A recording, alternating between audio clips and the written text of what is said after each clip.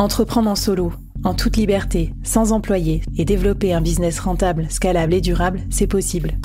Je suis Flavie Prévost, ex-dirigeante devenue solopreneur et créatrice du premier incubateur de solopreneurs en France. Avec ce podcast, j'ai voulu créer le board que j'aurais aimé avoir à mes côtés quand je me suis lancée en solo.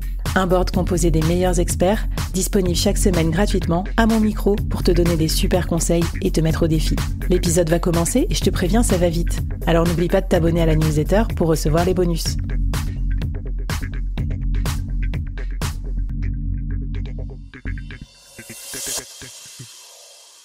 Salut à toutes et à tous et bienvenue dans cet épisode de podcast Collector, enregistré en pleine nature, en plein milieu de mon vélo trip que j'ai décidé de faire de façon complètement impromptue. J'ai plaqué tout mon solo business et je suis partie faire 100 km à vélo et me mettre au vert. Et je vais te raconter pourquoi. Peut-être que si toi aussi tu commences à ressentir une forme de lassitude, de fatigue, un petit brouillard mental, ou enfin pas forcément quelque chose de grave, mais juste que tu as l'impression que tout se transforme en il faut et que tu perds un peu ta motivation, eh bien prendre une pause, prendre une respiration pourra te faire le plus grand bien. Donc voilà, je vais te donner dans cet épisode des conseils pour résister au surmenage du solopreneur, profiter un peu plus de ta vie de freelance et de solopreneur, parce que parfois on est free mais pas libre, on passe notre temps à bosser comme des malades. Te parler aussi un peu de mon rapport et je pense l'importance du sport et de la discipline dans la vie du solopreneur, notamment digital, collé à son Mac et à son écran. Voilà, j'espère que ce sera pas trop désagréable de m'écouter marcher sur les gravillons et respirer fort, parce que je marche quand même et je parle en même temps pendant la durée de cet épisode. Donc je vais voir en post-production ce que ça donne, mais en attendant, j'espère que tu pourras aussi entendre le chant des oiseaux. Si tu me découvres avec cet épisode, je suis Flavie Prévost, j'ai créé Le Board, le premier podcast et le premier incubateur de solopreneurs en France, et je documente mon aventure de solopreneur en route vers les 500 000 € en solo. Je documente tout ça avec transparence, y compris quand j'ai des petits coups de mou ou quand je fais des pauses, comme aujourd'hui. Premier truc avec lequel j'ai envie de commencer, c'est qu'il faut être vraiment attentif, je trouve, aux signaux quand tu es indépendant de quand est-ce que tu commences à ressentir de la fatigue ou de la lassitude, parce que on est quand même très proche dans une vie de solopreneur ou freelance, potentiellement du burn-out. Donc faut vraiment faire super gaffe. Pour moi, c'est vraiment comme le lait sur le feu. C'est-à-dire, t'as l'impression que c'est bon, que ça bout pas, et puis d'un coup, ça bout, ça déborde de la casserole, ça crame toute ta cuisine. C'est vraiment le sentiment que j'ai, c'est qu'on peut vraiment passer d'un état à l'autre très très vite.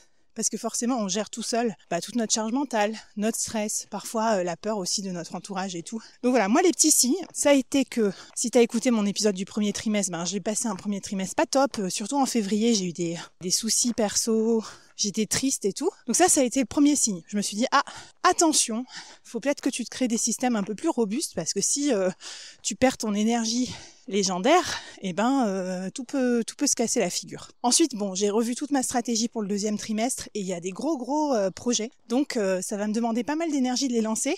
Et voilà, je sais pas, c'était les vacances scolaires, là j'avais pas les enfants, je me suis dit c'est quand même con de pas en profiter. Et j'ai ressenti un besoin de vacances, un besoin d'aération. Et avant d'attaquer le gros du gros, j'aime bien me reposer un peu. En gros, je considère que le solo business, c'est vraiment du fractionné, c'est-à-dire que c'est pas être toujours à fond, c'est parfois tu vas à fond, tu fais un gros sprint, ensuite tu marches un peu, tu te reposes, tu te détends, tu fais des étirements, et après tu recommences. Et enfin, ça faisait longtemps que j'avais pas fait de surf, les conditions étaient pas bonnes. J'aurais trop voulu aller surfer là, parce que j'avais une fenêtre de tir, mais malheureusement, ce sport étant super ingrat, c'était pas possible. Donc je me suis dit, c'est pas grave, tu vas t'aménager des jours plus tard pour surfer, et là, qu'est-ce que tu peux faire ?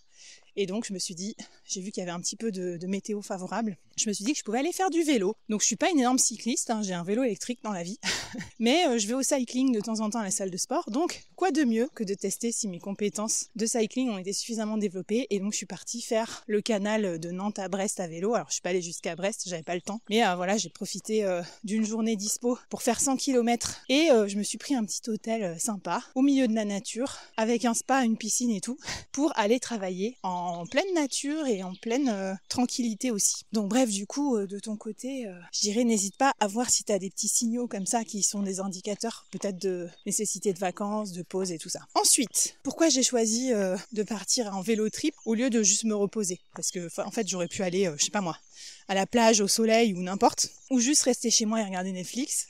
Alors déjà, j'ai eu le temps de faire un peu ça. Parce que je te cache pas que la première journée sans les enfants, c'est ce que j'ai fait. j'ai loqué dans mon canapé, j'ai regardé du Netflix comme au bon vieux temps. J'ai pas ouvert mon ordi et voilà.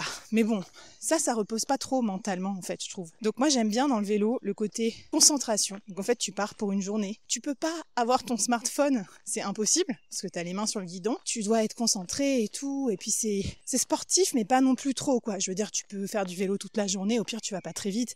Et donc c'est très très méditatif. T'es vraiment dans l'instant présent. Et j'ai retrouvé dans le vélo trip exactement les mêmes sensations que j'ai en surf, qui sont l'instant présent.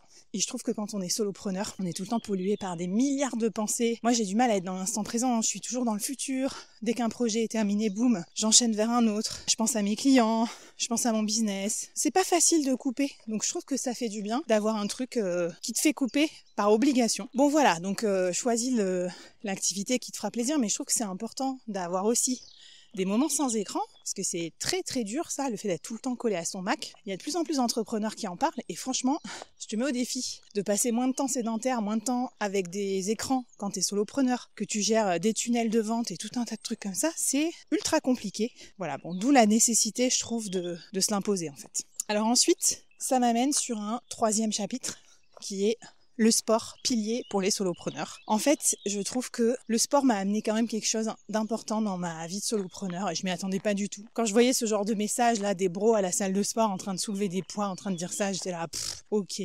n'importe quoi. Mais pour l'avoir fait, donc je pratique le sport maintenant depuis mon 2e congé mat, quand je me suis installée à Nantes, donc on va dire 3 ans. Je fais 3 séances, 4 par semaine, donc presque tous les jours, plus de la marche. Et en fait, ça m'a apporté un truc incroyable, ça m'a apporté vraiment de la discipline. Comme il y a ce truc dans ma vie, le sport que je fais, qu'il pleuve, qu'il vente, qu'il neige, sans me poser de questions, toujours au même cours, aux mêmes heures, le matin à 9h30 à ma salle de sport, en gros. Donc, je l'ai intégré dans ma routine, je l'ai intégré dans mon identité. Donc voilà, je questionne plus le truc et je le fais. Et j'y pense plus en fait. Et donc comme on dit souvent, quand t'as un système, t'as plus besoin de motivation. Et je pense que ça, par capillarité, ça s'est prolongé à d'autres sphères de ma vie. Et moi qui n'étais pas quelqu'un que j'aurais qualifié de discipliné, je le suis de plus en plus. Donc le podcast aussi. 5 ans que je fais du podcast toutes les semaines, qu'il pleuve, qu'il vente, qu'il neige. Et donc voilà, je pense que, comme on dit, tu sais, le travail bat toujours le talent. Quelque part, la discipline bat toujours la motivation. Donc il vaut mieux faire un truc tous les jours, tout le temps, pour ton business, même un petit truc, que attendre la motivation pour faire un gros truc flamboyant. Donc voilà. Déjà, la discipline. Ensuite, la gestion du stress. Clairement, moi, quand je vais pas faire de sport dans ma journée, je le sens passer dans le sens où je suis plus émotive, je suis plus réactive. Par exemple, si c'est à ce moment-là que j'ai, je sais pas moi, un hater ou quelqu'un qui me dit un truc négatif sur mon business, je vais trop mal le prendre, je vais trop ruminer. Donc vraiment, j'ai trouvé aussi que c'était une excellente réponse au stress, que quand il m'arrive un truc de merde, je vais marcher, je vais faire du sport. Et là, je me suis dit, quoi de mieux pour clôturer un trimestre bof que d'aller faire un vélo trip. Donc hop, ça me recharge un petit peu. Et enfin, 3e idée, un peu iconoclaste, c'est que le sport, ça prend vachement de temps. Donc sur mon vélo, j'ai écouté un podcast de Génération Do It Yourself avec un influenceur devenu entrepreneur à 6 millions, un mec qui fait du running et qui parlait de ses entraînements de running. Et il disait que ça lui prenait 20 heures par semaine. J'étais là, what the fuck? Et oui, et même moi, ça me prend du temps. En fait, moi, mes journées, elles sont très contraintes. J'ai mes gosses à déposer, à récupérer. Donc en gros, je peux bosser de 9h à 17h. Donc c'est pas beaucoup quand même pour un solopreneur. Quand t'imagines la culture entrepreneuriale où il faudrait bosser tout le temps. Et je prends sur cette journée une bonne heure pour aller au sport, 1h15 on va dire, douche et déplacement compris. Donc c'est beaucoup de temps quand même. Et si en plus je vais marcher ou si je vais faire des pauses comme ça, genre des petits séjours de vélo ou des stages de surf, ça me prend vite 2-3 semaines par an. Donc c'est pas du tout anodin. Et ce que je veux dire par là, c'est que c'est fait exprès. C'est que parce que t'as le sport à caser dans ta vie, tu vas devoir réfléchir à un système pour être moins à vendre ton temps. Tu peux moins vendre ton temps, t'as 1 heure de moins ou 20 heures de moins, là dans le cas si tu prépares un marathon. Et donc tu dois réfléchir à d'autres façons de vendre ton expertise. Et c'est là qu'intervient évidemment tout ce qui m'a permis de partir cette semaine et dont je te bassine les oreilles si t'écoutes le board depuis un moment, c'est le fameux solo business scalable. Et oui, c'est bien beau la vie de freelance, mais pour l'avoir vécu, quand t'es freelance et que tu vends tes journées au TJM, t'es free mais t'es pas libre. Donc tu peux pas partir comme ça sur un coup de tête. Qu'est-ce qui fait que moi j'ai pu partir ? Ça fait 5 ans que j'y pense et ça fait, on va dire, 2 ans que j'ai changé tout mon business model pour avoir des revenus asynchrones, c'est-à-dire gagner de l'argent, même si je travaille pas là sur le moment. Donc typiquement, je peux être sur mon vélo en train de rouler là sur le canal et avoir une notification Stripe parce que il y a quelqu'un qui a rejoint l'incubateur solopreneur. Et donc, c'est un petit côté très agréable que tu te dis, bon je peux partir, profiter de la vie et ça ne met pas en péril tout mon business. Je suis même pas obligée de sacrifier du chiffre d'affaires potentiellement. Voilà, donc ce que je veux dire, c'est que ça a l'air complètement anodin de partir en vélo trip 3 jours et tu te dis mais pourquoi elle fait un podcast comme ça? Parce que ça me rappelle pourquoi je travaille si dur à construire des revenus scalables alors que c'était plus facile effectivement de vendre mon temps ou de vendre mon temps au TJM. C'est pour ça, c'est pour retrouver des moments disponibles pour vivre, pour être libre de mon agenda, pour avoir beaucoup plus de latitude aussi, ne pas me faire imposer toujours des trucs par mes clients. Et en fait, souvent, quand je parle de scalabilité, je parle d'argent, mais je pense que moi, le truc le plus important que j'ai gagné en travaillant comme ça sur mes produits scalables, c'est du temps et de la sérénité. Alors ça se mesure pas en dollars sonnants et trébuchants. C'est pour ça que souvent c'est plus facile pour moi de dire j'étais à 100 000 par an tous les ans en freelance et après je suis passée de 100 000 à 300 000 grâce à mon système scalable. Ça fait son petit effet. Mais la vérité, c'est que surtout, j'ai gagné toutes mes matinées déjà libres. Ensuite, mon mercredi, que j'ai complètement banalisé, qui est libre, et c'est celui-là que j'ai utilisé pour partir à vélo. Et maintenant, je me suis même rajouté le lundi pour pouvoir aller surfer là, quand la saison va reprendre. Alors, évidemment, je pars pas en vélo trip, en surf trip, toutes les semaines, ni tous les lundis, ni tous les mercredis, parce que quelque part, j'ai pas moins de travail. J'en ai tout autant, mais c'est juste que j'ai la possibilité de le programmer à d'autres moments et donc de le rattraper si j'ai envie. Ça me donne des cartouches. Après, je suis pas obligée de toutes les utiliser, mais le simple fait de se dire grâce à ça, je peux partir, grâce à ça, je peux organiser un petit séjour entre freelance et solopreneur, Tafwax Relax. Grâce à ça, on va partir en juin en mastermind avec des solopreneurs avancés au Cap Ferré. Voilà, j'ai déjà les cartouches, enfin les espaces disponibles pour organiser tout ça. Donc voilà, si j'ai un truc à te dire, c'est oui, c'est long de construire des revenus scalables. Non, c'est pas un parcours de santé. Là, par exemple, je viens de terminer l'accompagnement des 12 personnes de mon bootcamp de ma promo 6 et c'était dur par moments. Ces 3 mois étaient super intenses, mais ils sont tous ressortis avec des énormes déclics et avec des gros trucs. Par exemple, une offre aux livrables où ils vendent plus leur temps, leurs médias enfin pour attirer des clients en automatique, un produit, un premier bootcamp ou quoi. Alors oui, c'est dur de prospecter les clients pour cette offre, de changer de méthode. Les clients, ils avaient l'habitude de passer au TJM et tout ça. C'est dur, mais dans 1 an, dans 2 ans, dans 3 ans, quand ils partiront en vélo trip ou faire ce qu'ils voudront, j'espère qu'ils penseront à moi. Juste un petit instant comme ça pour se dire « Ah, quel kiff !» Elle avait raison, Flavie, quand même, dans son épisode au milieu des chants d'oiseaux.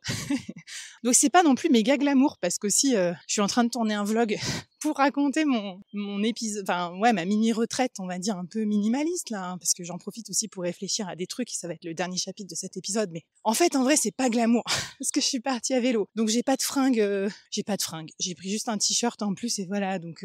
je suis en pyjama en gros sur toute la vidéo du vlog. Ensuite, j'ai pas de goût de luxe en fait. Oui, je suis dans un hôtel de luxe un peu sympa parce qu'il est au milieu de la nature, mais en vrai, moi, mon luxe, c'est faire mon sport, être tranquille, pouvoir bouquiner, pouvoir travailler et surtout disposer de mon agenda comme je veux. Pour moi, c'est ça le vrai luxe. Et voilà, je ressemble à rien là. Je suis là avec ma polaire en train de marcher toute la journée ou de faire du vélo ou avec mon Mac enfermé dans ma chambre. Bon, je suis pas un profil très bling bling, mais c'est ça aussi la vie du solopreneur. Tout le monde n'est pas obligé de partir à Dubaï. Si déjà tu kiffes ta vie, tu gagnes assez d'argent pour être serein et pour en profiter, parce que gagner un max d'argent, si c'est pour jamais en profiter, au secours. Donc voilà, tout ce système là, les 4 piliers de la scalabilité dont je parle souvent, et l'incubateur solopreneur, ça sert à ça. Donc si t'as envie d'être dans le même cas de figure, rejoins-nous. Je te vends pas de rêve, je sais que ça va être difficile comme apprentissage, mais si t'es sérieux et que tu l'appliques, ça sera comme moi, tu pourras ensuite t'extraire un petit peu plus de ton business sans le mettre en péril et surtout durer plus longtemps. Parce que la dernière composante de la sérénité en solopreneur, c'est ok, il y a des moments, faut tout donner, on sort une nouvelle offre, un truc comme ça, mais parfois, faut se reposer parce que le but, c'est de durer encore pour moi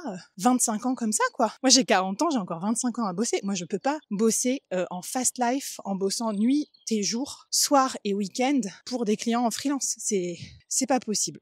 J'ai besoin de plus de sérénité et d'un peu moins de travail, de profiter de mes enfants aussi. Bon, bref. Voilà. Et dernier sujet, c'est le côté retraite solo. Et donc là, je voulais te dire que c'est aussi pour moi indispensable de passer du temps seul. Et ça fait du bien parce que en fait, t'es loin du bruit, t'es face à tes pensées. face aussi des fois à des choses qui te font un peu peur, tes pensées, tes freins, etc.